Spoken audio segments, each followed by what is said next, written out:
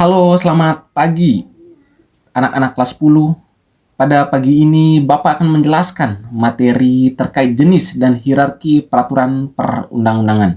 Untuk masuk memperdalam terkait materi ini, Bapak akan memberikan pengantar terkait materi ini. Perlu anak-anak ketahui bahwa latar belakang dari materi ini bahwa setiap negara itu memiliki sistem hukum yang mengatur warga negaranya. Indonesia, semua aturan itu tidak berdiri sendiri, melainkan saling berkaitan dan tersusun secara piramida. Seluruh peraturan itu berpijak pada dasar negara dan Undang-Undang Dasar Negara Republik Indonesia tahun 1945. Jadi setiap aturan yang dibuat untuk menegakkan keadilan, menjaga ketertiban, dan melindungi hak dan kewajiban warga negaranya. Jadi semua peraturan itu saling berkaitan dan membentuk suatu sistem hukum yang kokoh seperti gedung yang tinggi. Beberapa bagian yang menjadi penopang dan membentuk suatu kesatuan yang kuat. Begitulah sistem hukum di Indonesia.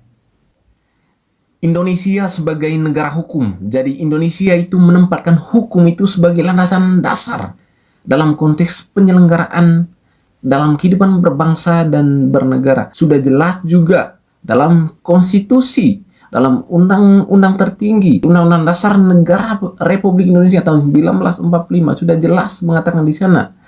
Di bab 1 pasal 1 ayat 1 sampai 3, tepatnya di ayat 3 menegaskan bahwa negara Indonesia adalah negara hukum. Oleh karena itu, segala penyelenggara dalam konteks kehidupan berbangsa dan bernegara di sini sudah jelas itu dilandaskan atas hukum. Selanjutnya kita masuk. Sekarang anak-anak, kita masuk pada poin pembahasan, yaitu terkait pengertian dari hierarki peraturan perundang-undangan. Jadi pengertian peraturan perundang-undangan merupakan suatu susunan atau tingkat peraturan yang menunjukkan hubungan antara satu aturan dengan aturan yang lainnya.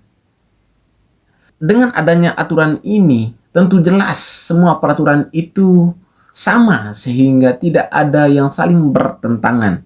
Begitu ya anak-anak. Jadi sekarang kita masuk pada poin yang kedua, yaitu terkait tujuan dan hierarki dari peraturan perundang-undangan. Jadi tujuan dan hierarki dari peraturan perundang-undangan yaitu adalah untuk mencegah terjadinya keteraturan hukum serta mencegah terjadinya tumpang tindih antara peraturan perundang-undangan. Dengan begitu, pelaksanaan hukum di Indonesia dapat berjalan secara adil dan sistematis. Jadi sekarang kita masuk kepada poin yang ketiga dalam tema besar kita, yaitu terkait ciri dari hierarki peraturan perundang-undangan.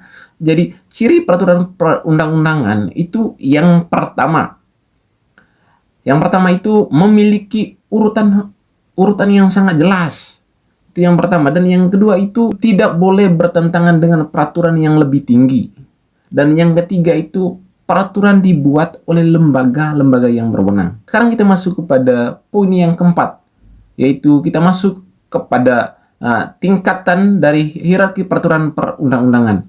Nah, berdasarkan Undang-Undang Nomor 12 Tahun 2011 tentang pembentukan berdasarkan ketentuan jenis dan hierarki peraturan perundang-undangan di Indonesia, itu diatur sangat jelas bahwa peraturan perundang-undangan diatur dari yang tertinggi hingga sampai yang terendah, yaitu peraturan daerah. Jadi anak-anak, sudah jelas tadi ya bahwa dalam Undang-Undang Nomor 12 Tahun 2011 itu menjelaskan terkait jenis dan hierarki peraturan perundang-undangan dari yang tertinggi hingga yang terendah. Jadi berikut kita coba menjelaskan dari yang tertinggi hingga yang terendahnya.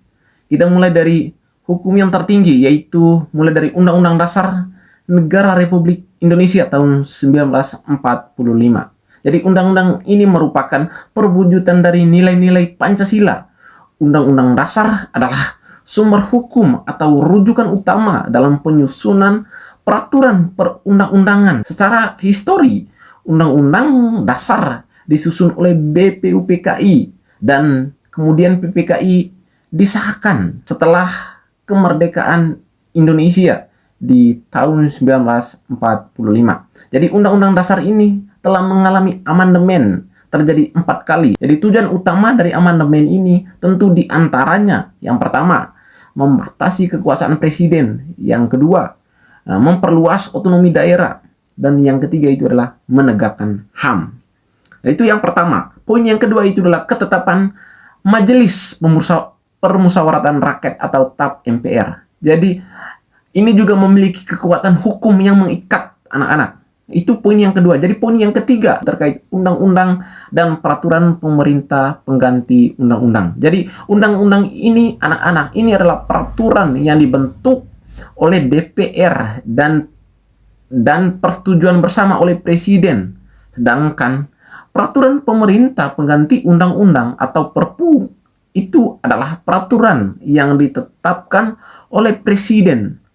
Jadi kita masuk kepada poin yang keempat, yaitu yang ditetapkan oleh presiden untuk melaksanakan dan menjalankan undang-undang yang terkait. Dan yang kelima yaitu peraturan presiden yang ditetapkan oleh presiden untuk menjalankan peraturan perundang-undangan yang tertinggi atau penyelenggara kekuasaan pemerintahan.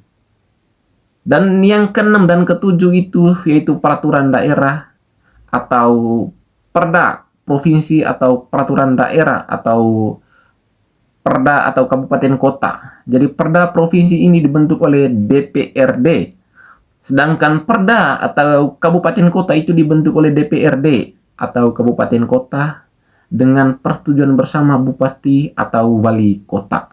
Nah, setiap daerah di Indonesia itu memiliki karakter dan potensi dan permasalahan yang berbeda-beda anak-anak. Oleh karena itu, pembentukan perda akan disesuaikan dengan kebutuhan daerah masing-masing. Namun perda tetap harus berujuk pada undang-undang yang tertinggi juga harus bisa berpijak pada undang-undang perda yang berlaku secara nasional. Sekian anak-anak materi ini. Semoga materi ini dapat bermanfaat bagi anak-anak. Sekian, saya Panaldi pamit undur diri. Selamat siang, salam akal sehat, salam Pancasila.